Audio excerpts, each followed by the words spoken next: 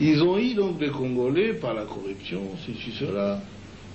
Ils l'ont fait marier à la sœur de James, à une Tutsi, directement. Il a abandonné sa femme à Kinshasa. Oui, il a abandonné sa femme à Kinshasa avec les enfants. Vous voyez encore le problème avec les Congolais. C'est grave. Il nous laisse beaucoup de problèmes. Il est là et maintenant il crie qu'il veut venir. Hein? Bon, le voilà devenu un chef de guerre de la rébellion. Et ils sont allés ramasser tous les autres rebus que vous connaissez. Les Tambo et Mwamba, les Zaïdi Ngoma, l'autre est là, Lunda Boululu, Wamba Diawamba. Et vraiment une kermesse de gens, en tout cas, corrompus et inutiles. Pardon, le Bizimakara, qui était mon ministre des Affaires étrangères, que je croyais congolais. Et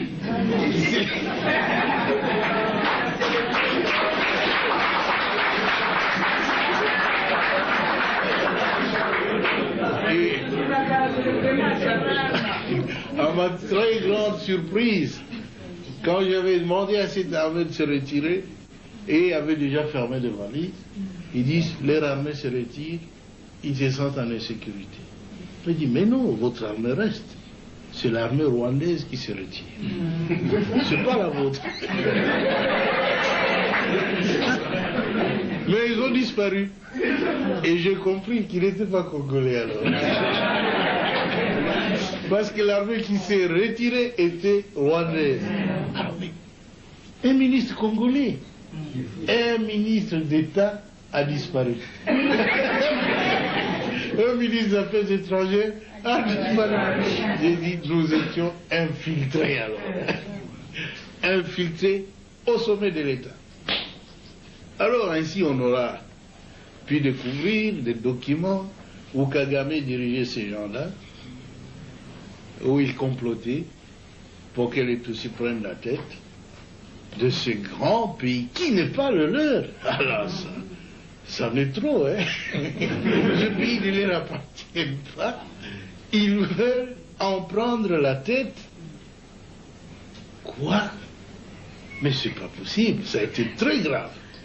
On a vu tout ça, si seulement on avait su avant, ça aurait été bien.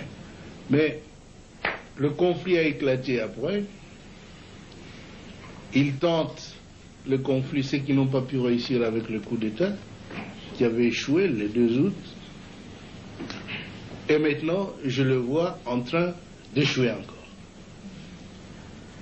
Notre peuple se défend. Je suis très heureux que vous tous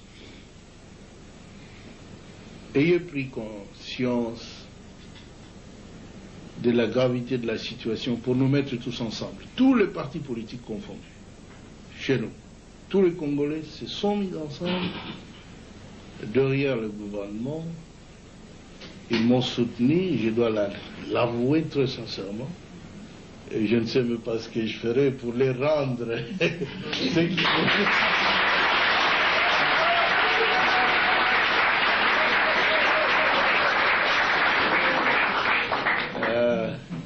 Mais ce que je dois vous assurer, c'est que je suis un soldat du peuple et je ferai mon devoir jusqu'à mon dernier jour.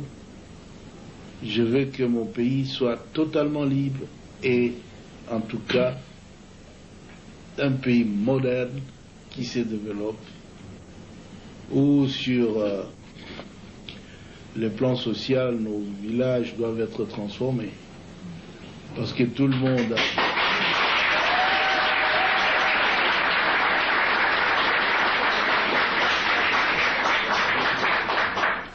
beaucoup de nos élites, beaucoup d'intellectuels, beaucoup de citadins, des gens de ville qui sont habitués à la ville, ont peur de rentrer dans nos villages. C'est parce qu'il n'y a pas de vie là-bas. Nous étions donc engagés dans un programme de reconstruction qui a commencé à porter fruit. Et tout cela sans assistance extérieure.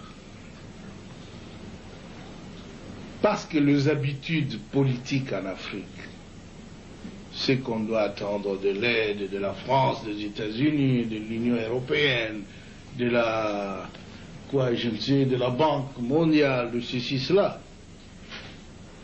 Mais nous avons dit, depuis quand nous luttions, longtemps, nous disions que notre lutte, c'est la lutte de l'intelligence contre la force brute. La force brute.